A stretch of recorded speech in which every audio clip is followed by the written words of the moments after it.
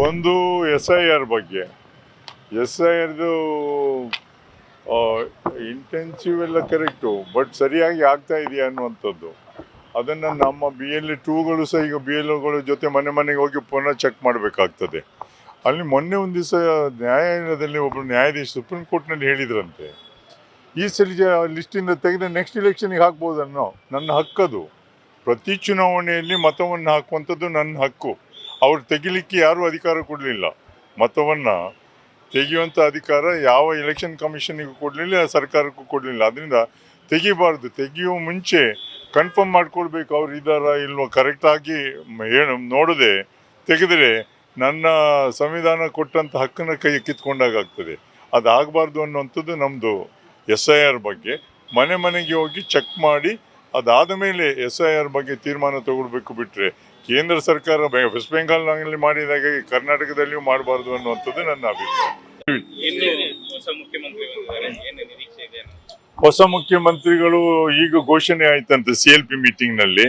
ಹಳೆ ಮುಖ್ಯಮಂತ್ರಿಗಳಿಗೆ ಅವರು ಮಾಡಿದಂಥ ಕೆಲಸಕ್ಕೆ ಅವರಿಗೆ ಅಭಿನಂದಿಸಲ್ಸ, ಮತ್ತೆ ಆ ಟ್ರಾನ್ಸಿಷನ್ ಇದೆಯಲ್ಲ, ಬಿಟ್ಟು ಕೊಟ್ಟು ಅವರು ಇನ್ನೊಂದು ಮುಖ್ಯಮಂತ್ರಿ ಬಹಳ ಸ್ಮೂತ್ ಆಗಿ ಚೆನ್ನಾಗಿ ನಡ್ಸ್ಕೊಂಡು ಹೋಗಿದ್ದಾರೆ. ಅದರಿಂದ ಅವರಿಗೆ ಅಭಿನಂದಿಸಲ್ಸ್ತಾ ಮುಂದಿನ ಮುಖ್ಯಮಂತ್ರಿಗಳು ಅವರು ಹೊಸ ಮಂತ್ರಿಮಂಡಲವನ್ನು ಮಾಡಿ ಒಳ್ಳೆಯ ಆಡಳಿತವನ್ನು ಕೊಟ್ಟು ಮುಂದಿನ ಚುನಾವಣೆಯಲ್ಲಿ 28 ಚುನಾವಣೆಯಲ್ಲಿ ಪುನಃ ಕಾಂಗ್ರೆಸ್ ಸರ್ಕಾರ ಅಧಿಕಾರಕ್ಕೆ ಬರುವ ಹಾಗೆ ಅವ್ರು ಪ್ರಯತ್ನ ಮಾಡಬೇಕು ಅಂತ ಅವರು. ಸಾಲ ಕೇಂದ್ರ ಸರ್ಕಾರದಲ್ಲಿ ಮನಮೋಹನ್ ಸಿಂಗ್ ಸರ್ಕಾರ ಇದ್ದಾಗ ಇದ್ದದ್ದು 54 ಲಕ್ಷ ಕೋಟಿ ಸಾಲ. ಈಗ ಮೋದಿಯವರು ಬಂದು 10 ವರ್ಷಕ್ಕೆ ಈಗ 224 250 ಕೋಟಿ ಸಾಲ ಆಯ್ತಲ್ಲ. ಅದು ಸಾಲವೇ. ಆದ್ರೆ ಒಂದು ಸರ್ಕಾರ ಎಲ್ಲ ಕೆಲಸ ಆಗುವಂತ ಅಭಿವೃದ್ಧಿ ಕೆಲಸ ಆಗುವಾಗ ಸಾಲ ಮಾಡ್ತಾರೆ. ಅದನ್ನು ವಾಪಸ್ ಕಟ್ಟುವಂಥದ್ದು ಜವಾಬ್ದಾರಿ ಆಗಿದೆ. ಇದು ವಾಪಸ್ ಕಟ್ತಾ ಇಲ್ಲ.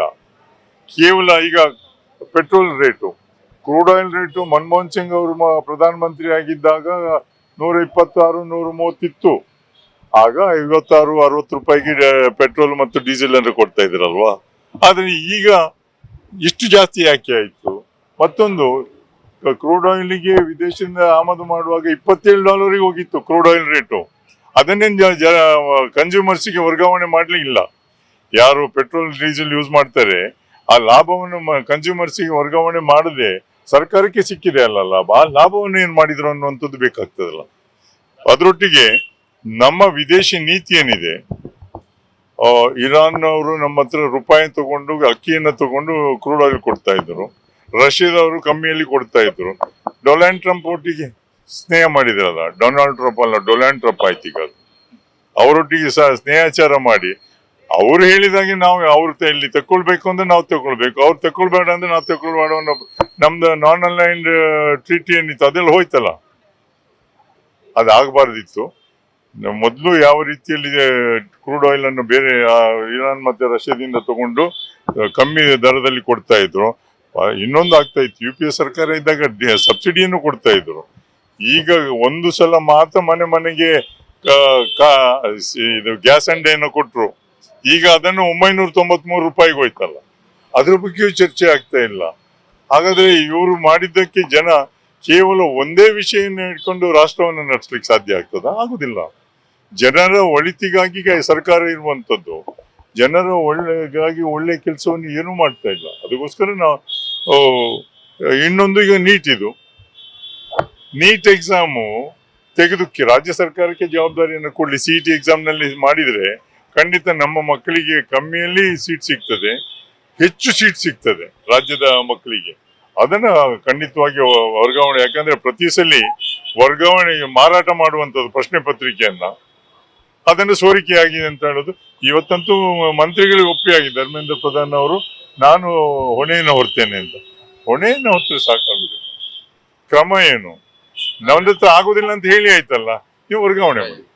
It's is the prerogative of chief minister. ಮುಖ್ಯಮಂತ್ರಿಗಳು ಮತ್ತೆ ಸಿದ್ದರಾಮಯ್ಯನವರು ಮತ್ತೆ ಹೈಕಮಾಂಡ್ ಅವರು ಕೂತು ಚರ್ಚೆ ಮಾಡ್ತಾರೆ. ನಾವು ಅದಕ್ಕೆ ಹೇಳಿಕೆಯನ್ನು ಕೊಡ್ಲಿಕ್ಕೆ ಬರೋದಿಲ್ಲ.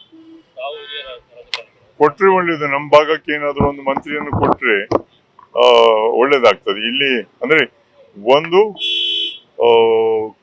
ಡಿಸ್ಟ್ರಿಕ್ಟ್ ಮಿನಿಸ್ಟರ್ ಯಾರನ್ನ ಮಾಡ್ತಾರೆ, ಆಸ್ಪಾಸಿನವರನ್ನೇ ಇಲ್ಲಿಯವರನ್ನೇ ಮಾಡಿದ್ರೆ ಒಳ್ಳೇದು, ಅಥವಾ ಆಸ್ಪಾಸಿನ ಜಿಲ್ಲೆಯವ್ರನ್ನ ಮಾಡಿದ್ರೆ ಅವರಿಗೆ ರೆಗ್ಯುಲರ್ ಬರ್ಲಿಕ್ಕೆ ಆಗ್ತದೆ ಅನ್ನೋದು.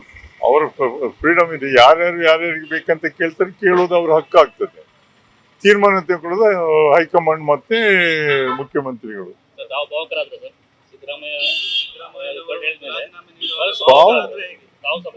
ಅಲ್ಲ, ಕಾಂಗ್ರೆಸ್ನವರೇ ಮುಖ್ಯಮಂತ್ರಿ ಆದ್ರಲ್ಲ, ಬಾಗ್ಲಿಲ್ಲ.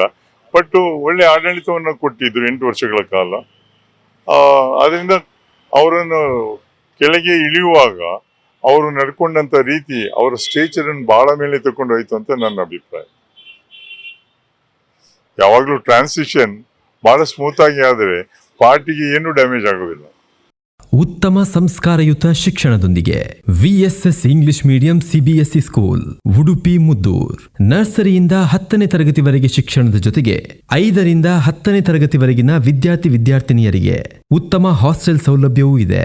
ನಿಮ್ಮ ಮಕ್ಕಳ ಪ್ರವೇಶಾತಿಗಾಗಿ ಈ ಸಂಖ್ಯೆಗೆ ಕರೆ ಮಾಡಿ.